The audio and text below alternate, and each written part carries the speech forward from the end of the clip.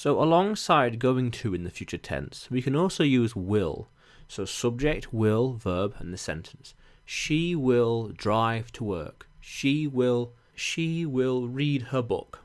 But we can also use will to talk about making a prediction, what you think will happen. Wait, I think it will rain. Wait, I don't think it will work. Wait, I think it's going to fall off. We can also use it to offer to do something. You look tired. I'll make you some tea. Relax, don't worry, I'll do it for you. Don't worry about that, I will help you. Or to make a promise. We will be there on time. We will be at the party in 10 minutes. Jessica will be there to see you. Also, we can use it to describe a decision you've just now made. I have an idea. I'll buy Jessica a nice gift. I have a plan.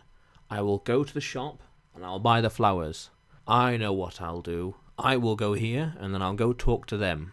So, will is a bit more restrictive than going to. Going to is more for the future tense in general, but will generally has more specific uses. However, if you speak to a native English speaker, you can use will and going to rather interchangeably and they will understand you rather easily.